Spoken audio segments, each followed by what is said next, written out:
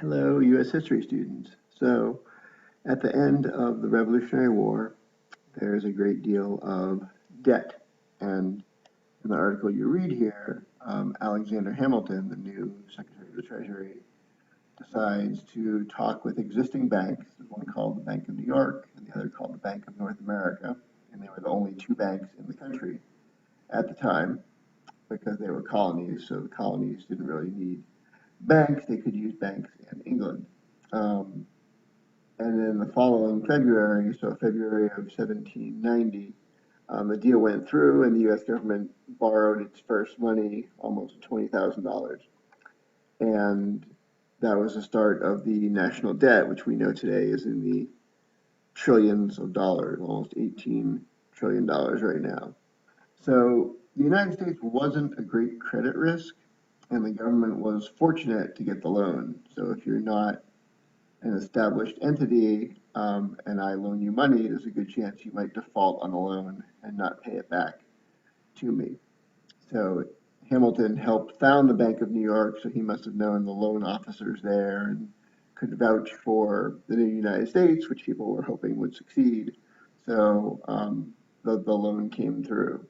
The United States owed millions of dollars, and nobody was quite sure exactly how much because the government's books were a mess. And in this context, books means accounting records. So if your books are a mess, it means you haven't kept good financial records. As we've talked about, the Constitution required the new government to accept or assume all the debts of the old one under the Articles of Confederation. And in order to win the revolution, the Continental Congress borrowed a lot from France and also from Dutch bankers. Um, and it had stopped paying both principal and interest on those debts by 1786. And over in the comments here, you can see that principal is the total amount that you owe. So if you borrowed $1,000 from me, the principal on the loan is $1,000, and if I'm charging you 5% interest, and I'm expecting you to pay the loan back in 10 months, every month you would pay back $100. So you'd break it into 100, 10 payments of $100 each. That's paying down the principal, but the interest is 5% of whatever's left. So at the end of the first month, you would owe $50 in interest. And then at the end of the second month, you would go down to only $45 in interest because the principal was down to $900.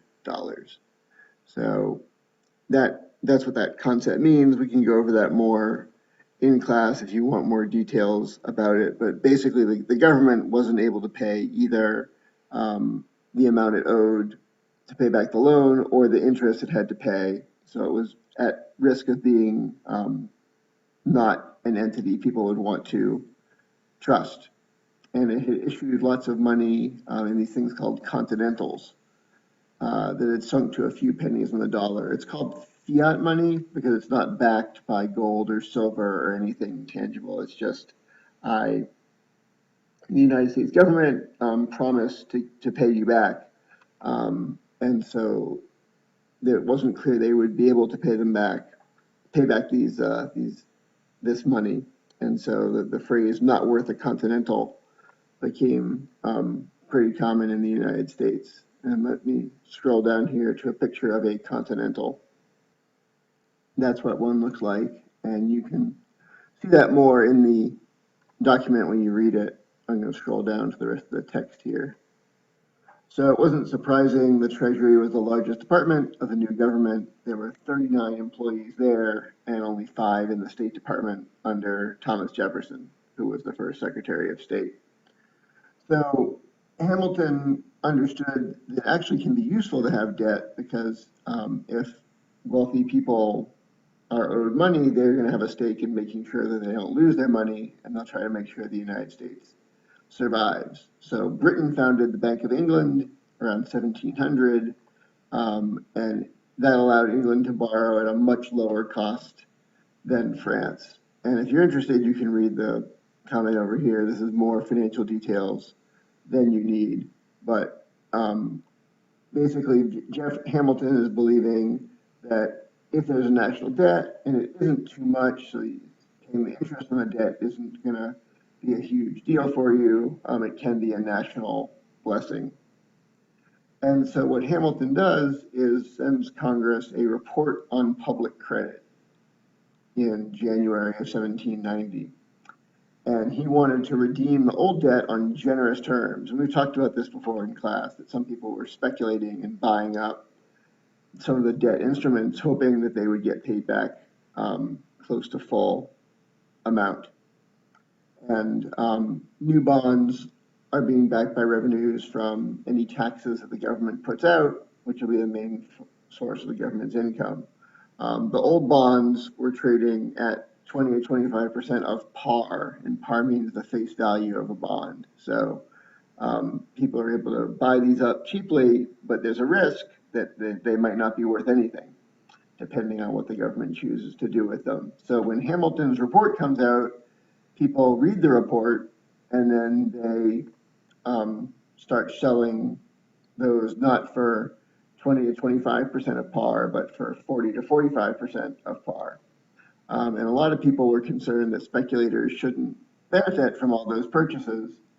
James Madison thought people should only get what they paid, and purchasers should get the difference, but that would be really hard to track all that down. And so Hamilton's argument was governments can't pick and choose who they owe money to, because if they do that, investors will be more reluctant to buy later issues of government bonds. You want to know if there's a debt, it's going to be paid.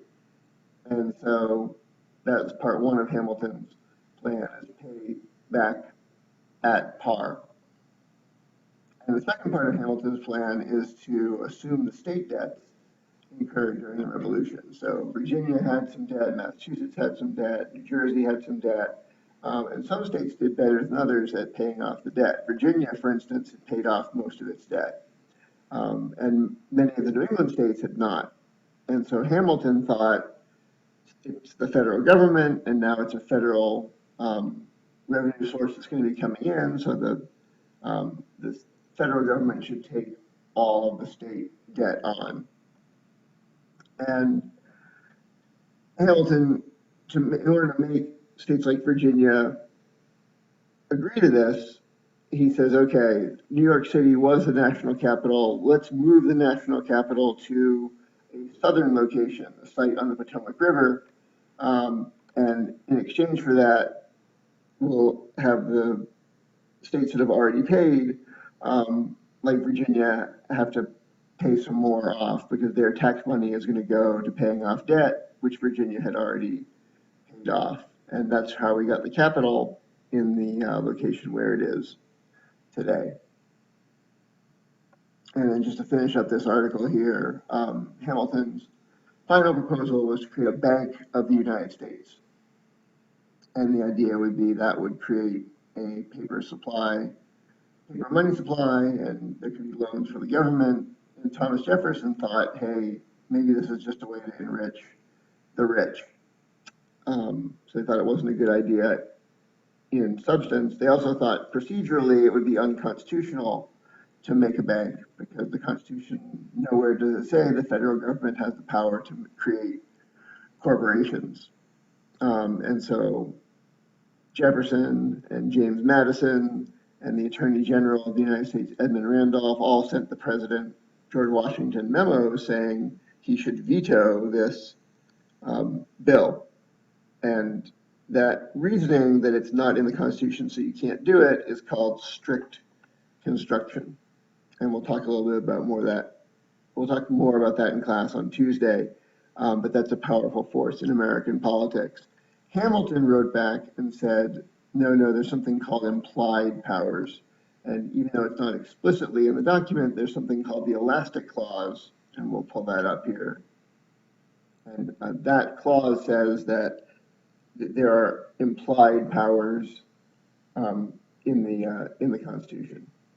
So this is the Constitution, and this is Section 8 of Article 1, looking at the powers of Congress, and they can borrow money, regulate commerce, coin money, establish post offices and post roads. And if we scroll down a little bit, it says at the end of these, to make all laws which shall be necessary and proper for carrying into execution the following powers. And that phrase, necessary and proper, is known as either the elastic clause or the necessary and proper clause. So that's where Hamilton got this doctrine of implied powers from, and he persuaded President Washington not to veto the bill, but to sign it, and that made it into a law. And then United States bonds were selling above par in European markets because they were regarded as extremely safe. So this brought in capital markets, and we got stock market starting, and the country's financial health was established pretty much thanks to Alexander Hamilton. So this is a little bit at the end here. I clipped how much the national debt is, and if you go to that link, it's probably a little higher at this point. It's approaching $18 trillion, but compared to our gross domestic product, the amount of money, the amount of the goods and services that we produce in the country, that may not be excessive. And then there's an editorial at the end of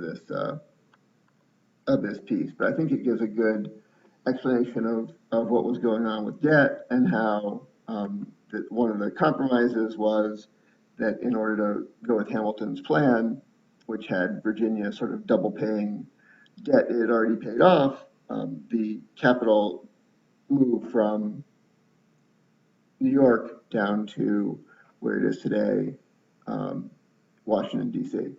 So that's the reading I'd like you to look at. I pretty much went over it with you here, but do look it over, see if you have any questions about it, and we will talk about this on Tuesday. And then this article came from U.S. News and World Report, and I was annotating our author here. He's written more than 3 books, and his full biography is here. And hopefully you're now in the habit of writing a brief annotation for any sources that you consult, and we'll do that for the rest of the time that we work together in this class. All right, hope you guys all had a great Thanksgiving, and I look forward to seeing you on Tuesday.